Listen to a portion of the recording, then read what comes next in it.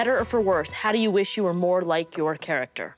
Dawn is unapologetic, and I like that. In a man's world, and she's driven. You know, she's driven like a man, and sometimes, I don't even know what that means, but I think sometimes when women are driven, you know, and we're a little apologetic for being, you know, driven, but she's not. And so there are just things about her strength, even when, you know, she doesn't have it together, that she still plows through, that I like. I think one of the things you've talked about with Black Monday is this idea that you were excited not to be the sort of the joy killer, and there were certain things about this role that were freeing for you. Can you speak a little bit to that and what made you say yeah? It was great to be able to be in the 80s and be successful. Uh-huh.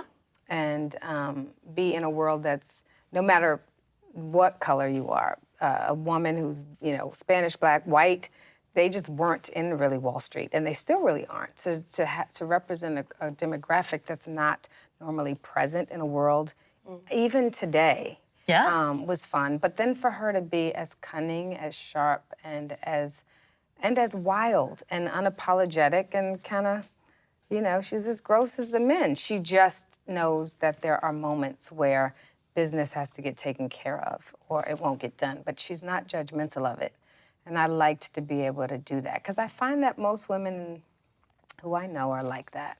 They're quite fun, quite delightful, and quite smart and dirty and a little raunchy and, you know, all things. And they're not just, not you. There's no raunch in this one. It's me. Definitely not you. You're a wallflower. But you know, none of the women here, you know, they're so complex. And I think it's sometimes we don't get to show the complexity of who we are. And that was just interesting to play.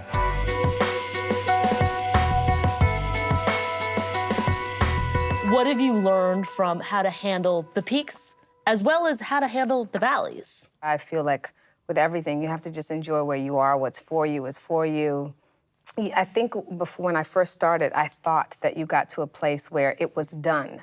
But it's not always, it's not in the way that you think. There's always work. It's not a destination arrived, if that makes sense. It makes sense to me, very much so. Okay, good. We're cool. All right, that makes me so happy. No, but it does, because I agree with you in that I thought that it would look like what I thought it would look like. Yes, and then you thought it'd feel different, that you'd feel settled, like, oh, Well, the sense of I'll never get another job never goes away, I can tell you that. That's exactly what I mean. And my dad had it until the day he died, and I have it, and it never goes away, and it's fine.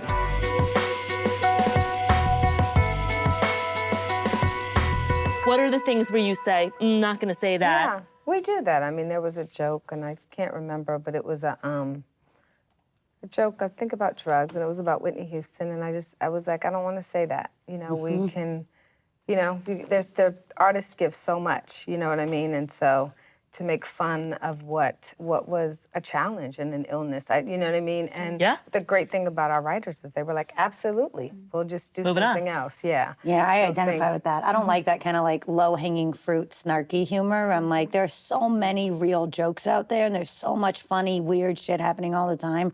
Like, why that? All right, complete this sentence. I knew I made it in Hollywood when... I think sometimes, you know what makes me feel that way? When you meet people who you admire and they know your work. Yep.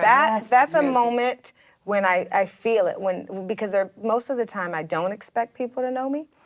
And so when it's someone I love, you know, the first time and then they go, I love your work, that is when I feel like, okay, you know, it's that. Hi, I'm Regina Hall. Thank you for watching the Hollywood Reporter Roundtable on YouTube.